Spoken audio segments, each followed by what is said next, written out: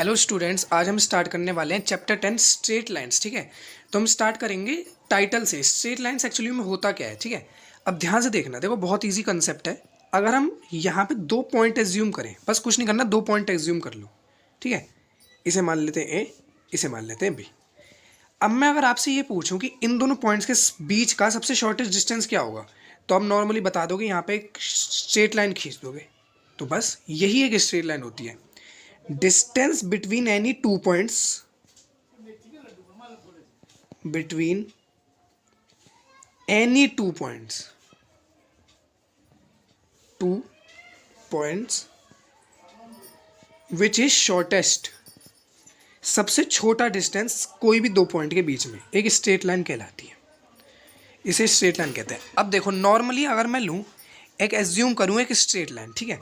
Normally वही लेते हैं ऊपर वाली, ए और बी 2 पॉइंट लेंगे और इसके बीच का शॉर्टेस्ट डिस्टेंस ये हो गया, हमारा स्ट्रेट लाइन हो गई एक। लेकिन अब मैं क्या करूं, ए पॉइंट को मान लूँ x1 और y1, और बी को अगर मैं मान लूँ x2 y2। और अगर अब मैं आपसे पूछूं कि इन दोनों के बीच का डिस्टेंस कितना होगा, डिस्टेंस हमें फाइंड करना है, तो इसके लिए एक फॉर्मूला होता है हमारे पास, A B is equal to हो जाएगा हमारा x2 माइनस x1 का whole square plus y2 minus y1 का होल स्क्वायर का अंडर रूट। ये फॉर्मूला होता है ए और बी के बीच का डिस्टेंस फाइंड करने का। ये फॉर्मूला हमारे पास आ जाता है, ठीक है। अब हम आगे बढ़ते हैं। एज्यूम करना एक और लाइन, नॉर्मली एक लाइन एज्यूम कर लो, अब की बार कुछ और नाम रखेंगे, ठीक है। ये हमने एक लाइन यहाँ पे एज्यूम कर ली पी क्यू, ठीक है।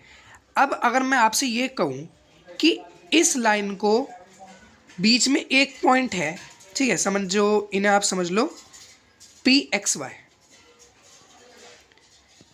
से समझ लो, ये पी क्यू है और इसको समझ लो पी एक्स वाई पॉइंट अगर पी क्यू लाइन को एन रेशो एम की रेशो में डिवाइड करता है, एन रेशो एम के फॉर्म में अगर इसे डिवाइड करता है पी क्यू लाइन को, कौन सा पॉइंट, पी एक्स वाई, तो इसके लिए हमारे पास फॉर्मूला होता है जिसको हम कहते हैं सेक्शन फॉर्मूला।